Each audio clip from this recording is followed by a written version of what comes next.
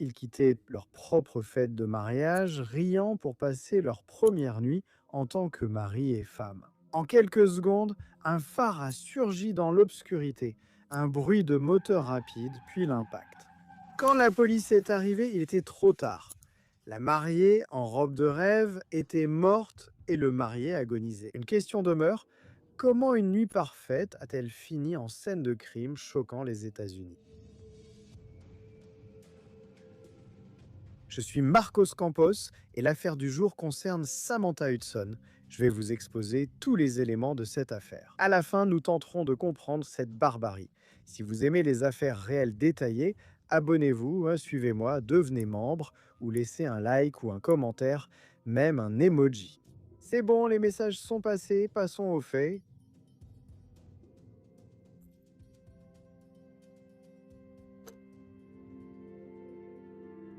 Samantha Miller est née le 27 mars 1989 en Caroline du Sud.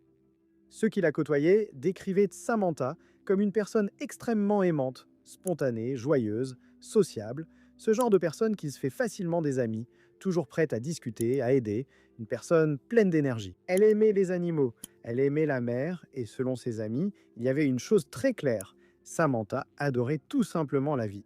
On connaît peu de choses sur sa vie. Enfance, jeunesse, biographie. Peu de documents existent, mais adulte, Samantha avait une relation apparemment parfaite avec Eric Hutchinson. Ils étaient très proches et amoureux jusqu'au jour où Eric a décidé de franchir une étape et a demandé Samantha en mariage.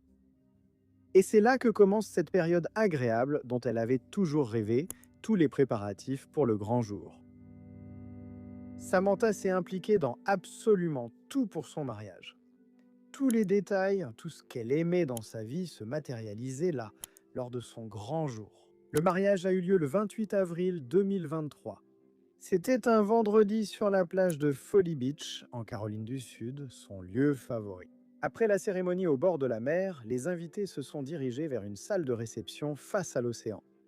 L'ambiance était à la pure joie. Eric et Samantha étaient rayonnants, submergés par l'émotion, vivant exactement la journée qu'ils avaient toujours imaginée. Lors d'un moment fort, Samantha a rendu hommage à sa mère en dansant avec elle. Le temps, la brise marine, la musique et les sourires rendaient tout parfait. À un certain moment, elle a même dit que c'était le jour le plus heureux de sa vie et qu'elle souhaitait du fond du cœur que cette nuit ne se termine jamais. Elle m'a dit qu'elle ne voulait pas que je la termine. Dès lors, elle porta officiellement le nom de Samantha Miller Hutchinson. Mais ce conte de fées, cette nuit parfaite, n'a malheureusement pas eu de fin heureuse. Pour la fin de la fête, les mariés avaient loué une voiturette de golf qui ferait le trajet entre la salle où se déroulait la fête, jusqu'à la suite d'hôtel où les mariés passeraient leur première nuit de noces, célébrant leur lune de miel. Vers 9 heures passées, Benjamin, le beau-frère d'Éric, est allé chercher la voiturette pour le couple. Dans la voiturette, il y avait lui, son fils Brogan, 17 ans à l'avant, et l'arrière réservé aux jeunes mariés. Ce que personne n'aurait pu imaginer, c'est que quelques secondes après avoir commencé ce trajet, une voiture à grande vitesse surgirait et percuterait violemment la voiturette de golf. Le choc très violent a projeté et détruit le véhicule. Police et secours sont intervenus. Les ambulanciers sont arrivés vite, mais il était trop tard. Samantha Hutchinson n'a pas survécu. Elle est morte sur le coup à 34 ans, portant sa robe de mariée tant rêvée, le jour même où sa nouvelle vie devait commencer. Eric a été le plus gravement blessé dans l'accident. Benjamin, son fils, et Brogan ont eu peur et des blessures, mais sans lésions graves. Des blessures si graves que Brogan a quitté l'hôpital en premier. Benjamin a subi de graves brûlures nécessitant des soins complexes, sans risque vital. Il a néanmoins subi des opérations réparatrices, des greffes de peau et un long rétablissement à cause de la gravité des blessures. La situation, similaire à celle d'Eric, n'était pas la plus délicate. Il a eu plusieurs fractures au visage et au crâne, des hémorragies internes et cérébrales, les deux jambes cassées et des vertèbres blessées. Il a subi plusieurs opérations et est longtemps resté entre la vie et la mort avant de reprendre conscience. Les médecins et les membres de la famille ont dû affronter ce moment difficile. lui annoncer que Samantha était décédée dans l'accident. Face à cela, Nettie Hutchinson, la mère d'Eric, a lancé une campagne sur GoFound.me, une plateforme de crowdfunding. Une cagnotte donc pour aider la famille à couvrir les frais des funérailles de Samantha et aussi le traitement des blessés. L'accident a suscité une forte mobilisation et un grand retentissement. Environ 365 000 dollars ont été collectés. Une partie de cette somme a également été utilisée pour organiser une cérémonie en hommage à Samantha. Exactement sur la même plage où elle s'était mariée, exactement sur la même plage. Affaibli tout juste sorti de l'hôpital et en fauteuil roulant, Eric a tenu à être présent à cette cérémonie. L'hommage a eu lieu le 13 mai 2023. Sur place, des fleurs blanches et rouges ont été distribuées. Les gens ont chanté, ont parlé de la joie de vivre que Samantha avait et ont célébré sa vie. Un mur près du lieu de l'accident a été peint, représentant un paysage ainsi qu'une phrase « Sam plus Eric pour toujours ». Lors de la cérémonie, Eric, ému, a dit à Iria: elle adorait ça. C'était vraiment une fille de la plage. Nous marchions ici presque tous les matins. Et c'est son adieu. Elle est là-haut. Elle sourit sûrement. Pendant la répercussion, Eric a donné une interview où il a évoqué pour la première fois ce qu'il avait vécu cette nuit-là et comment il s'adaptait à l'absence de Samantha. Il a dit qu'alors, tout le monde était très heureux, profitant d'une journée parfaite. Il a révélé quelque chose qui a encore plus marqué sa mémoire. Les derniers mots qu'il a entendus de Samantha étaient justement quand elle a dit qu'elle souhaitait que cette nuit ne se termine jamais. Après tout, les amis, ils étaient super amoureux. C'était une relation intense, tout se passait comme il l'avait prévu. Vraiment, un conte de fées, n'est-ce pas? Pendant qu'Eric essayait de se remettre physiquement et émotionnellement, une autre réalité a commencé à s'imposer aux deux familles. Ce qui s'était passé cette nuit-là a été vu non seulement comme un accident tragique, mais aussi comme un possible crime. La conductrice de la voiture ayant percuté la voiturette de golf était Jamie Lee Komarowski, 25 ans. Elle était au volant d'un véhicule de location et, selon l'enquête, elle avait bu énormément d'alcool avant de prendre le volant. Les policiers ont signalé que Jamie était ivre, sentait l'alcool et peinait à garder l'équilibre. Ils disent qu'à certains moments, elle a failli tomber en témoignant, mais elle assurait aller bien. Elle a dit n'avoir bu qu'une bière et un shot de tequila, tentant de banaliser la situation. Mais les preuves contredisaient sa version, notamment la vitesse excessive. Jamie a refusé de faire tout type de test que les policiers demandaient. Un autre examen immédiat qui aurait pu prouver son taux d'alcoolémie. Pour cette raison, elle a été conduite au commissariat, où les policiers ont découvert ses antécédents de conduite en état d'ivresse, sous l'effet de l'alcool. Malgré la violence de cette collision et les dégâts sur la voiture, elle n'a pratiquement pas été blessée. Il ne lui est rien arrivé. Vu la gravité de l'affaire et ses antécédents, la justice a maintenu sa détention et autorisé des examens toxicologiques. Et le résultat a confirmé ce que les agents soupçonnaient déjà. Une concentration d'alcool dans le sang environ 3 fois supérieure à la limite autorisée par la loi américaine. Autrement dit, l'histoire d'une petite bière avec un shot de tequila, c'était du pipeau. Lorsqu'on lui a annoncé qu'elle resterait en détention, elle a paniqué. Elle criait, répétant que c'était injuste et seulement un accident. Pendant la crise, elle s'est mise à se frapper la tête contre les murs de sa cellule. Là, craignant alors qu'elle puisse se blesser gravement ou même, qui sait, ensuite, attenter à sa propre vie. Les autorités ont transféré la femme sous surveillance constante dans une unité médicale de la prison du comté de Charleston. Nous devons maintenant en savoir plus sur Jamie Lee Komarowski.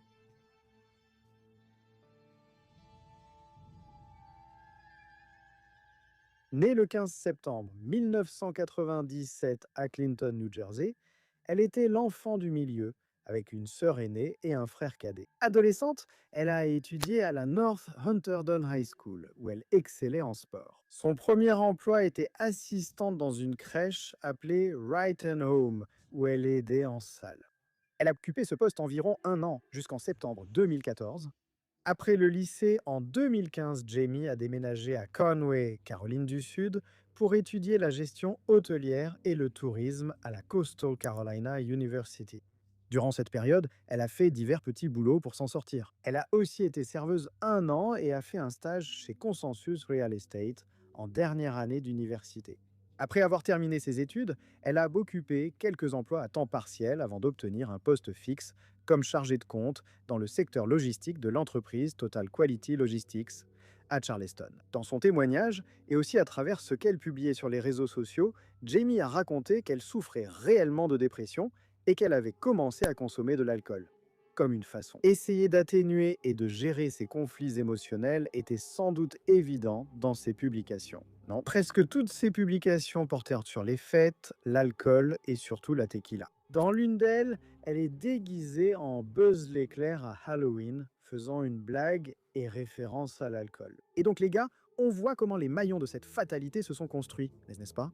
Le fait qu'elle se saoule, qu'elle boive, c'est son problème. Le problème survient quand une personne perd la raison et agit de façon irresponsable, menant à une telle tragédie, surtout envers quelqu'un qui n'y était pour rien. L'enquête a montré que la nuit du crime, Jamie était passée par au moins 4 bars différents.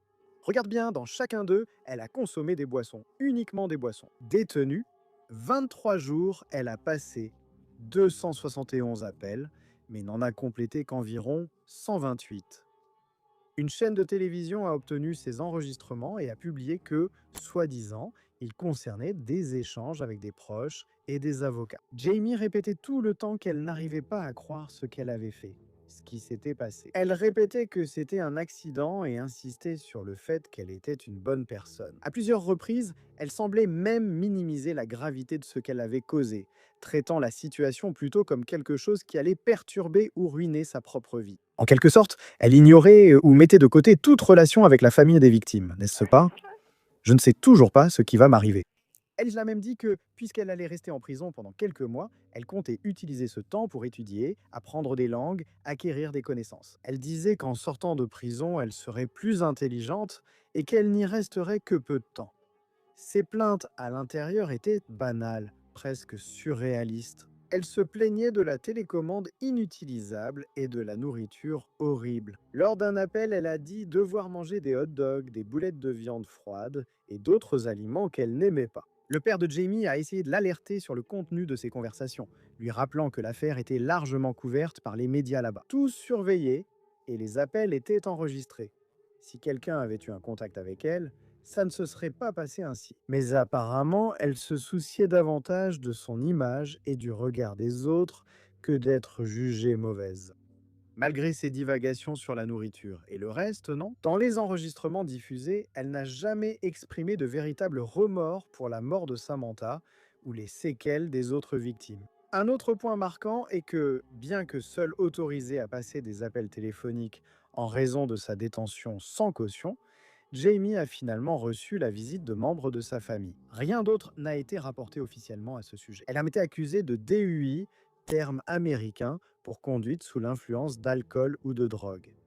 Il faut vraiment être défoncé pour conduire, ben non. Elle a aussi été poursuivie pour blessures graves à 3 personnes et homicide par imprudence pour la mort de Samantha. Oceanic Street. Au début de la procédure, la famille de Jamie Lee a engagé 2 avocats très réputés, connus dans la région, pour assurer sa défense. La première audience en août 23 visait surtout à discuter d'une caution. Jamie n'est même pas venue. Les avocats ont déclaré qu'elle souffrait de troubles psychologiques dus à une grave dépression. Ils ont affirmé qu'elle reconnaissait ses problèmes d'alcool, avait eu un suivi psychologique mais avait arrêté le traitement. La défense a tenté un accord. Si la caution était accordée, Jamie serait placée sous la responsabilité directe de sa famille, suivrait un accompagnement avec des professionnels de la santé mentale, et il lui serait interdit de consommer tout type de boissons alcoolisées ou de substances. Même ainsi, le juge a estimé que la gravité de l'affaire ne permettait pas ce type de concession, et il a décidé qu'elle devait rester en détention. Un détail curieux ici, sans lien direct avec le crime de sa fille, des années plus tôt, la mère de Jamie avait aussi été impliquée dans un accident mortel. Regardez, mais dans cet accident, dans cette situation, il a été prouvé qu'elle n'avait aucune responsabilité. Alors qu'elle traversait une zone familière, un grand incendie a provoqué une épaisse fumée sur la route. En traversant, la fumée a envahi sa voiture, lui faisant perdre la visibilité et renverser un agent de la circulation, décédé. Tout ayant été vu comme une fatalité, elle n'a pas eu de poursuite pénale. Revenons au cas de sa fille, Jamie. Les avocats ont aussi demandé à limiter l'accès de la presse aux dossiers et aux enregistrements d'appels depuis la prison. La demande a été acceptée. Les médias ont pu poursuivre la couverture de l'affaire sans révéler le contenu précis des enregistrements et documents. En plus de la procédure pénale, Eric a aussi engagé une action civile contre Jamie Lee et les bars qu'elle a fréquentés cette nuit-là. Parce que regarde ce qu'on appelle le Drown Shop Lounge. Les établissements peuvent être responsables s'ils servent une personne manifestement ivre. Que se passe-t-il alors? Les gens prennent en quelque sorte le risque de mettre des tiers en danger, n'est-ce pas, en continuant d'enivrer cette personne-là, exactement ce qui s'est passé cette nuit-là, ce matin-là. Eric Hutchinson, à propos de ce procès civil, il a alors accepté un accord qui a été proposé, et il y a eu tout un déroulement là-bas, mais en résumé, il a accepté un accord d'environ 160 000 $. Au fil des mois, le procès a avancé et l'affaire a eu un impact croissant à l'échelle nationale. En décembre 2024, déjà confronté aux preuves du parquet, aux rapports toxicologiques, images, expertises de vitesse et témoignages sur la consommation d'alcool. Cette nuit-là, Jamie Lee Komarowski a aussi plaidé coupable. Elle a admis devant le tribunal avoir conduit en état d'ivresse, blessé grièvement 3 personnes et causé par imprudence la mort de Samantha. L'audience qui a scellé cette issue a été très émotive. Les familles de Samantha, d'Eric et d'autres victimes étaient présentes. Et beaucoup ont témoigné de l'impact irréversible que ce choix de conduire en état d'ivresse a eu sur leur vie. En décembre 2024, lors de la phase finale du procès, le juge a souligné qu'il s'agissait d'une tragédie évitable et non d'une simple affaire de la route. Résultat d'une décision consciente. Boire, faire la tournée des bars et quand même conduire. La justice de Caroline du Sud a condamné Jamie Lee Komarowski à la peine maximale de 25 ans de prison pour ce crime. La sentence couvrait conduite en état d'ivresse, homicide involontaire et blessures graves aux victimes de l'accident. Le tribunal a clôturé la phase pénale avec la condamnation. Il est consigné que la mort de Samantha, survenue quelques heures après son mariage, n'a pas été vue comme une simple fatalité. Un accident voulu par la responsable, conséquence d'un comportement irresponsable, a coûté une vie, détruit une famille et marqué tous les impliqués à jamais. La mère de Samantha a-t-elle bien résumé cette affaire ? Nous ne reviendrons pas dans 20 ou 25 ans, c'est pour toujours. Faisant là, bien sûr, référence au temps de prison que la responsable va soi-disant purger. N'est-ce pas, en fin de compte, une affaire complètement évitable? Une tragédie lamentable qui éclate sur notre écran.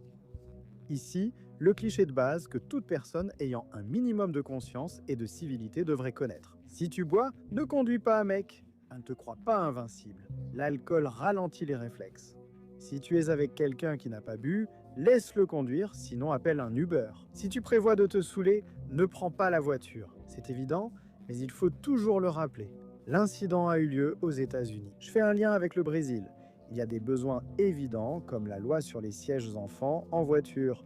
Sans ça, en cas d'accident, l'enfant risque d'être éjecté. Tu as besoin d'une loi pour te dire que tu dois mettre, que c'est plus sûr, toute une série de choses.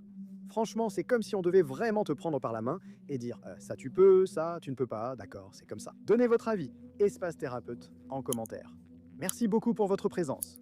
Bisous du roux, à bientôt pour le prochain épisode.